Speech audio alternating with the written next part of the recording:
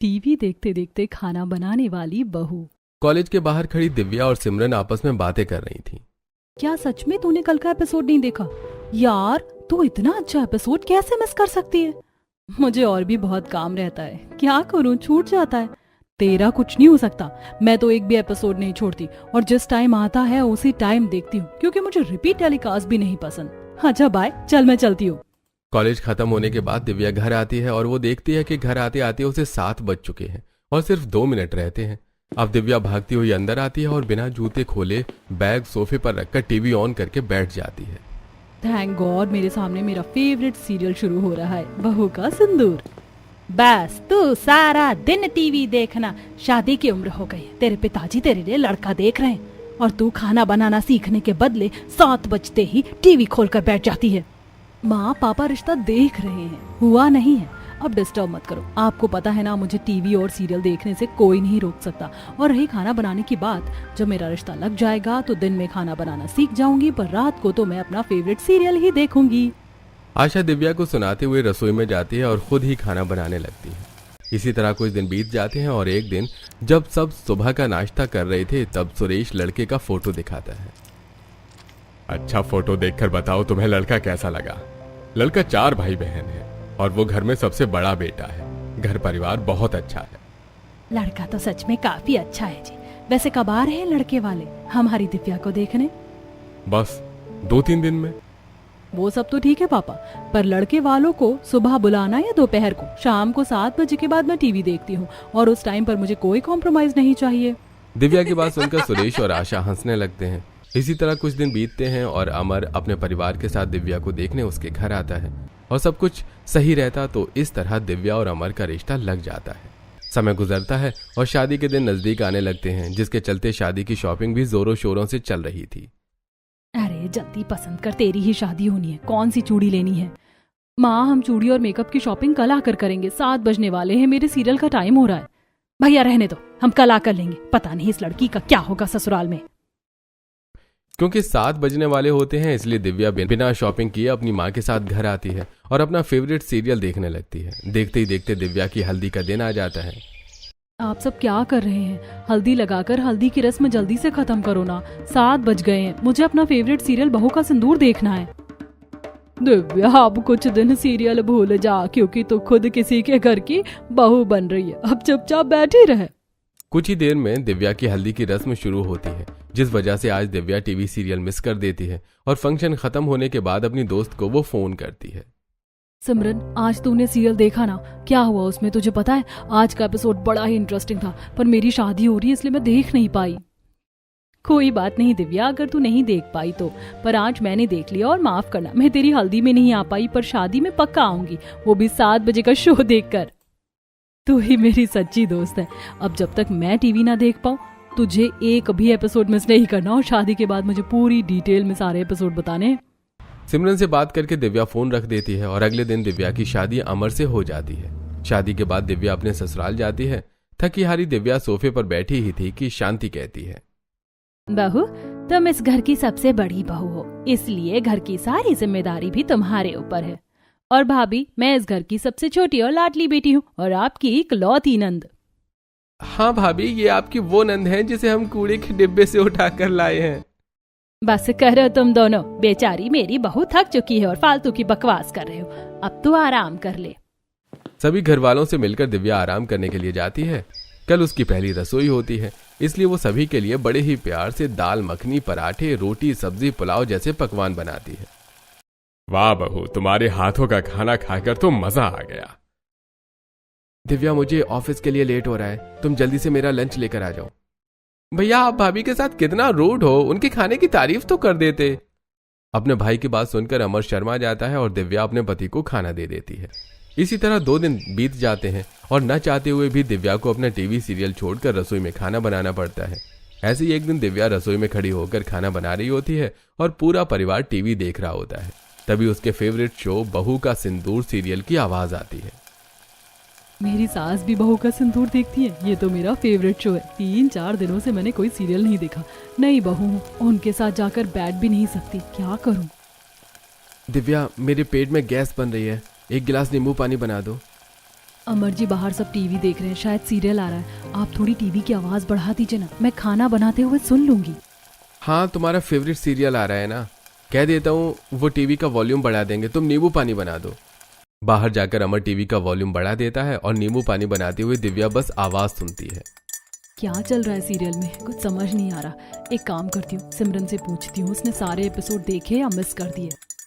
अब जल्दी से दिव्या नींबू पानी लेकर अपने कमरे में जाती है और अमर को दे देती है और खुद अपनी दोस्त को फोन करके बालकनी पर खड़ी होकर बातें करती है। मुझे पता था तेरा फोन जरूर आएगा, फिक्र मत कर, मैं सारे एपिसोड देख रही हूँ बिना एक भी एपिसोड मिस करे। और बहू के सिंदूर में उसका जो पति था ना, उसने अपनी बीवी को अपना लिया है, वो भी सबके सामने। सच में इसी दिन का तो मैं इंतजार कर रही थी। अच्छा चल रखती हूँ, घर वालों को खाना देना है।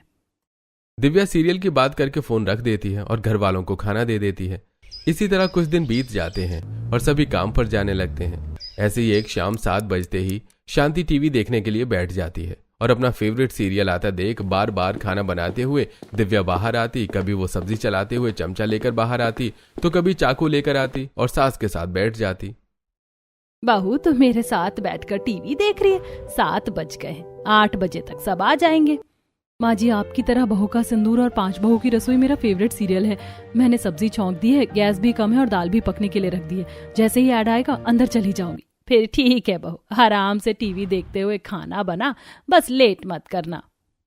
क्योंकि दिव्या अभी नई थी इसलिए शांति को इस बात से कोई ऐतराज नहीं होता और जैसे ही ब्रेक आता है तो आटा गूंथते हुए फिर से बाहर आती है और टीवी देखने लगती है। इसी तरह कुछ दिन बीत जाते हैं और एक दिन जब दिव्या छत पर पौधों को पानी दे रही होती है तो उसकी मुलाकात अपनी पड़ोसन सुजाता से होती है जो कपड़े सुखा रही थी और दिव्या पौधों को पानी डाल रही थी। तुम तो शांति आंटी की बहू हो, पहली बार देख रही हूँ तुम्हें। हाँ, मैं अभी कहीं बाहर नहीं जाती ना, इसीलिए। वैसे कल रात को तुम्हारे घर से टीवी की आवाज आ रही थी। तुम लोग भी 5 बहू की रसोई सीरियल देखती हो क्या? तुम भी देखती हो क्या? वो सीरियल तो मेरा फेवरेट है, पर घर में काम इतने होते कि देख ही नहीं पाती। मैं कल खाना बना रही थी और पूरा परिवार बैठकर फुल वॉल्यूम में टीवी देख रहा था। वैसे कल के एपिसोड में क्या हुआ था? इस तरह दिव्या को ससुराल में एक सीरियल गॉसिप सहेली मिल जाती है जिससे वो सीरियल के हर एपिसोड को डिस्कस करती है। इसी तरह एक हफ्ता बीत जाता है और घर में कोई नहीं होता। 7 बजने वाले होते हैं और इसीलिए दिव्या जल्दी से गैस पर दूध और चाय रखकर सोफे वाले हॉल में हाथ में रिमोट लिए टीवी चलाकर बैठ जाती है और अपना फेवरेट सीरियल देखने लगती है। मेरा हमेशा फेवरेट रहेगा ये शो। कहानी में क्या ट्विस्ट आ रहा है? ये सीरियल का हीरो है, पहले मार खाएगा और फिर मारेगा। दिव्या टीवी देखने में इतनी खो जाती है कि वो भूल जाती है कि उसने रसोई में दूध और चाय रखी है। अब जैसे ही शांति घर आती है अपनी सास को देखकर उसे दूध का याद आता है और वो भागती हुई रसोई में जाती है और फैले हुए दूध और चाय को साफ करने लगती है। सीरियल के चक्कर में मैं तो भूल ही गई थी कि मैंने दूध और चाय भी रखी है। अगर माँ जी ना आती तो मुझे याद भी नहीं था। माँ जी देखे उससे पहले साफ कर देती हूँ। दिव्या अब जल्दी जल्दी गिरा हुआ दूध साफ करती है और चाय लेकर हॉल में आती है जहां शांति टीवी देख रही थी। अपनी सास को टीवी देखता देख वो सब्जी लेकर बाहर ही बैठ जाती है और टीवी देखते हुए आराम से सब्जी काटती है। बहू टीवी देखते हुए अगर इतनी धीरे धीरे सब्जी काटेगी तो घर वालों को खाना कब देगी? वो माँ जी कोई बात नहीं, आज सब लेट आएंगे और काजल भी पार्टी में गई है तो वो शायद ना भी खाए, तो तू आराम से टीवी देखकर खाना बना लेना। अब आराम से दिव्या अपने सास के साथ टीवी देखती है और टीवी देखने के बाद रसोई में जाकर खाना बनाती है। समय गुजरता है और दिव्या अपने असली रूप में आने लगती है। ऐसे ही एक शाम शांति और दिव्या बाजार जाते हैं। भैया मैं कब से खड़ी हूँ, पहले मेरे 3 किलो आलू कर दो। माँ जी आलू रहने देते हैं ना, घर में आलू रखे हुए। 7 बजने वाले, हम दोनों का फेवरेट शो आने वाला है।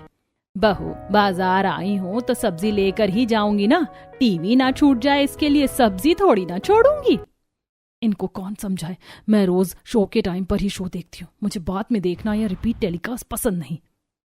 अब शांति सब्जी लेकर घर आती है और देखते हैं कि उसका पूरा परिवार घर आ चुका है। 8 बजने वाले हैं, माँ जी की वजह से मेरे दोनों शो छूट गए। अरे भगवान, पूरा बाजार खरीद कर लेगा आई हो क्या? हम 6:30 बजे से घर आकर बैठे हैं और तुम सास बहू लापता हो। भूख के मारे पेट में चूहे कूद रहे हैं।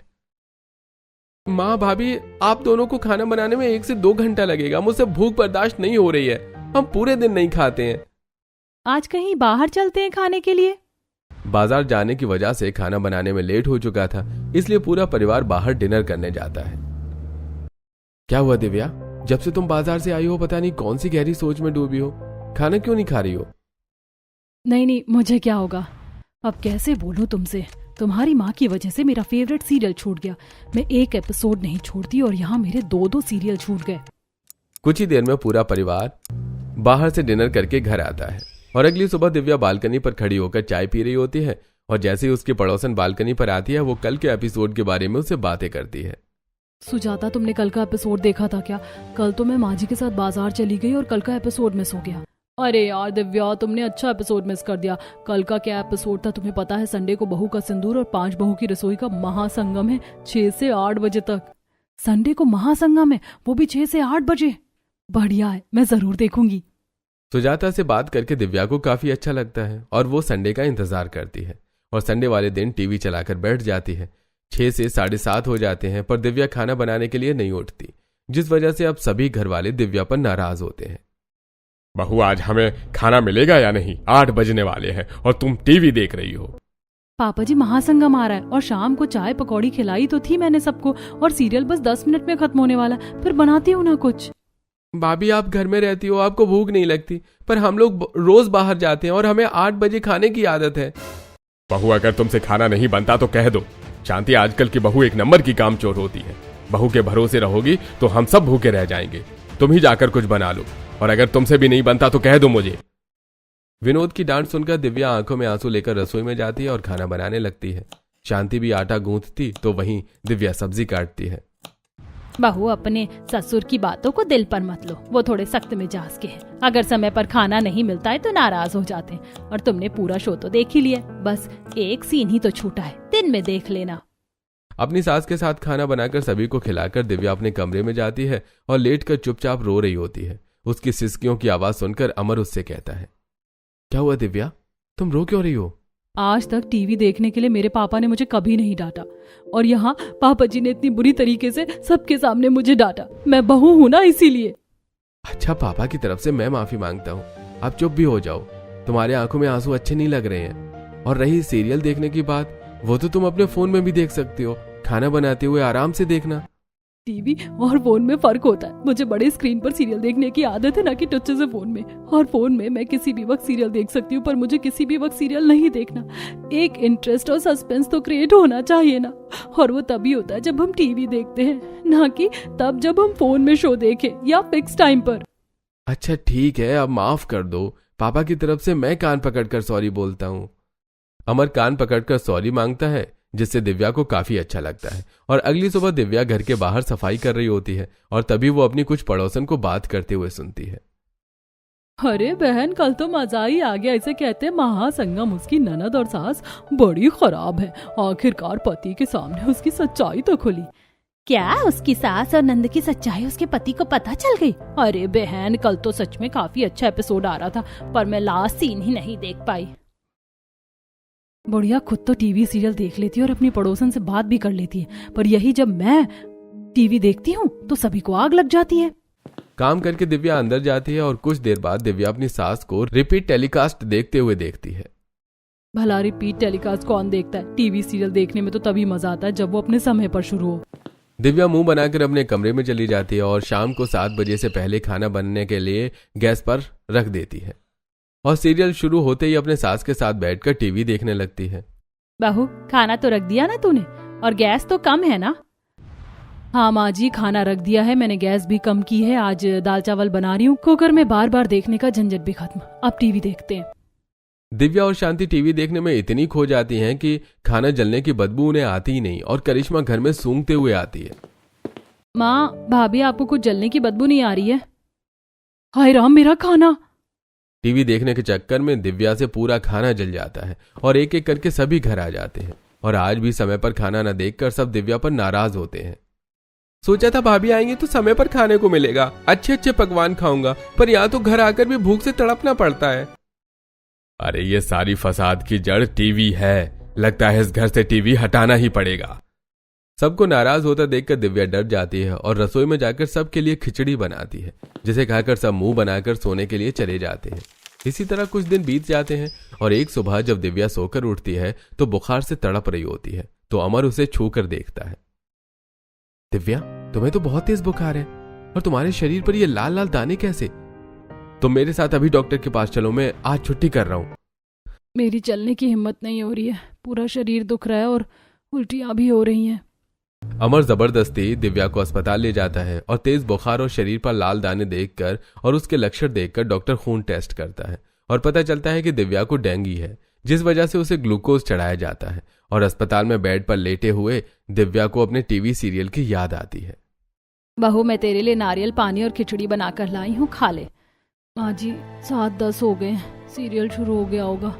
हॉस्पिटल में तो एक टीवी भी नहीं है, 2 दिनों से अस्पताल में पड़ी हूँ, टीवी भी नहीं देखा। भाभी, आपका कुछ नहीं हो सकता, हॉस्पिटल में बीमार पड़ी हो फिर भी आपको टीवी की पड़ी है। दिव्या की बातों से पूरा परिवार परेशान हो जाता है। देखते ही देखते 1 हफ्ता बीत जाता है। दिव्या की हालत में सुधार होता है और वो घर आती है। और जब सुजाता को यह पता चलता है तो वो दिव्या से मिलने आती है और उसकी कमरे में आकर बैठती है। मैंने सुना है तुम्हें डेंगू हो गया था और खून की प्लेटलेट बहुत ज्यादा गिर गई थी, अब तो ठीक हो ना तुम? हाँ, अब तो पहले से ठीक हूँ। 1-2 दिन से कमजोरी हो रही है, पर मैंने किसी को बताया नहीं और अचानक से बीमार पड़ गई। वैसे मैंने 1 हफ्ते से टीवी नहीं देखा। तुमने सारे एपिसोड तो देखे ना? दिव्या, तुम तो जानती हो 6 दिन में से मैं सिर्फ 2 ही दिन टीवी देख पाती हूँ, बाकी खबर तो मुझे तुमसे मिलती है। अच्छा, तुम आराम करो, मैं चलती हूँ।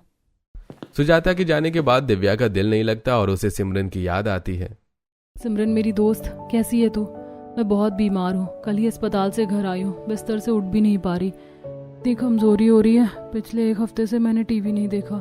तूने मेरा फेवरेट शो तो देखा ना? अरे यार, तू तो जानती है ना, टीवी सीरियल से ज्यादा इम्पोर्टेंट मेरा काम होता है। वो तो तेरे कहने पर तेरी शादी पर मैंने एक भी एपिसोड मिस नहीं करे। अगर मुझे पता होता कि तू बीमार है तो मैं तेरे लिए टीवी सीरियल जरूर देखती। तूने भी मेरा फेवरेट शो नहीं देखा। अब मैं 1 हफ्ते का शो किससे पूछूं? तो इतनी दुखी क्यों हो रही है? फोन में भी तो तू सीरियल देख सकती है। माना कि छोटे और बड़े स्क्रीन में फर्क होता है, पर अगर तुझे टीवी देखने में दिक्कत है तो फोन में सीरियल देख लेना। तुझे तो अपना सीरियल ही देखना है। और हाँ, सब्सक्रिप्शन करेगी तो उसमें ऐड फ्री होगा। और अगर तुझे अपना इंटरेस्ट और सस्पेंस बरकरार रखना है तो सब्सक्रिप्शन मत लेना, और जैसे टीवी में हर रोज अपने टाइम पर देखती है वैसे ही फोन में देखना। वैसे मुझे फोन में सीरियल देखना बिल्कुल पसंद नहीं, पर यह आइडिया बुरा नहीं, क्योंकि मेरे ससुराल वालों को मेरे टीवी देखने से बड़ी दिक्कत है। बस एक बार मैं ठीक हो जाऊं तब देखना तू कैसे रसोई में खाना बनाते हुए मैं अपना सीरियल देखूंगी। सिमरन के समझाने पर दिव्या उसकी बात मान लेती है और जैसे ही वो ठीक होती है अपने फोन में इस चैनल का ऐप डाउनलोड करती है और 7 बजते ही रसोई में खाना बनाते हुए फोन में सीरियल देखती है। वैसे फोन में भी सीरियल देखने में मजा तो आ रहा है। अब घर वालों को भी मुझसे दिक्कत नहीं होगी और मैं अपना सीरियल भी देख लूंगी। क्या बात है माँ, 7 बज गए, तुम भाभी का फेवरेट सीरियल टीवी में देख रही हो और भाभी खाना छोड़कर बाहर नहीं आई। लगता है बीमार होने के बाद भाभी सुधर गई है। सही कहा करिश्मा तूने, मैं तो भगवान को मिठाई चढ़ाऊंगा, हमारी बहू सुधरी तो सही। अब दिव्या समय पर फोन में अपना सीरियल देखती है और रसोई में आराम से खाना भी बनाती है। इसी तरह कुछ दिन बीत जाते हैं और एक दिन घर वालों को घर में देख दिव्या जल्दी खाना बना लेती है और 7 बजे फोन में सीरियल देखते हुए सभी के लिए खाना लगाने लगती है। दिव्या, आज तुमने खाना जल्दी बना लिया और 7 बजे खाना भी लगा रही हो। दिव्या के हाथ में फोन था, वो फोन में देख रही थी और दूसरे हाथ से खाना परोसती है। आप सब घर में है ना, और जिस दिन सब घर में होते हैं सबको जल्दी खाना होता है। वो सब तो ठीक है भाभी, पर आप फोन में क्या देख रही हो? आपने रोटी पर ही सब्जी डाल दी। सॉरी देवर जी, 7 बज गए हैं, मैं फोन में अपना सीरियल देख रही हूँ। आप सब आराम से खाना खाओ। कुत्ते की पूंछ कभी सीधी नहीं हो सकती। हमें लगा हमारी बहू सुधर गई, पर हमारी बहू तो टीवी से निकलकर फोन में घुस गई। अब देखो बहू कौन सी नई गलती करती है। शांति की बात सुनकर सब हंसने लगते हैं और एक साथ खाना खाते हैं।